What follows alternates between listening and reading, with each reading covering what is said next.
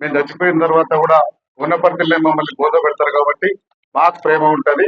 ఆ బయట నుంచి వచ్చే ఏం ప్రేమ ఉండదనే దానికి సాక్ష్యాలతో సహా ఈ రోజు నేను వనపర్తి పట్టణంలో చూపిస్తున్నాం.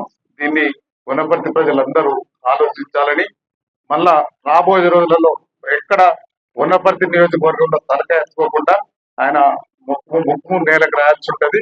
వనపర్తి సమాజానికి, తెలంగాణ సమాజానికి ఆయన మన సారీ చెప్పాల్సి ఉంటది, క్షమాపణ చెప్పాల్సి ఉంటది. ఇకపోతే కొంతమంది నిన్న మొన్న ప్రెస్ మీట్లలో విఘ్నత గురించి, ఆ వార్డింగ్స్ గురించి, ఆ మాటల గురించి మాట్లాడుతున్నారు. దానికోసం ఇన్ని రోజుల నుంచి నా ప్రెస్ మీట్లన్నీ మీరు అన్ని ఉన్నాయి, రికార్డెడ్ ఉన్నాయి.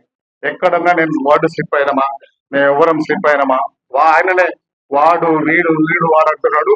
ఎన్ని అన్నా కూడా ఎలక్షన్ల ముందు అన్ని అంగులు ఉండే ఆయన, మాకేం లేకుండే, మేము రోడ్డు మీద పడ్డాం. ఏమైందో తెలియదు. అన్ని అంగులు ఉన్న రోజే ఫిబ్రవరి చివరొస్తున్నా, వనపర్తి చివరొస్తున్నా చెప్పిన బిడ్డ నిరంజన్ రెడ్డి, మాకు మా జోలికి వచ్చిన నీవు బల్బు మాటలు మాట్లాడినా, నీకు ఈ ఎక్కువ మాటలు మాట్లాడినా, మంగబలం చూసుకొని మాట్లాడినా, నువ్వు గుండు సూతో వస్తే మేము గడ్డపారుతో తీస్తామని చెప్పినాం, దించినాం. ఇప్పుడు కూడా మళ్ళీ నేను అదే ఆయనకు హెచ్చరిక చేస్తున్నా.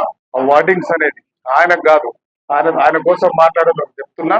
ఇవన్నీ ప్రూఫ్స్ మీరు చూసుకోండి. ఈ సార్ను వనపర్తి విడిపించి బట్టలు పెట్టి ఊరి నుంచి విడిపించి పంపిస్తారా? ఆ మాటలు కూడా మీరు ఆయన మాట్లాడింది తినండి, నేను మాట్లాడింది తినండి. మేము ఎక్కడ ఆ విజ్ఞత మాకుంది, ఆ 1 సెకండ్ స్లిప్ గా.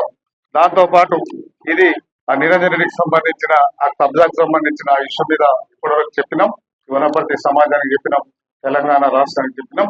దీని మీద గౌరవ కేటీఆర్ గారు, కేసీఆర్ గారు పార్టీ ప్రెసిడెంట్, కేటీఆర్ గారు వర్కింగ్ ప్రెసిడెంట్, వాళ్ళిద్దరికి నేను డిమాండ్ చేస్తున్నా, ఇక్కడ నుంచి వనపర్తి నుంచి నిరంజన్ రెడ్డి చేసిన భూ కబ్జాను విత్ రికార్డ్, విత్ గవర్నమెంట్ అఫీషియల్తో మేము ప్రూవ్ చేసినాం.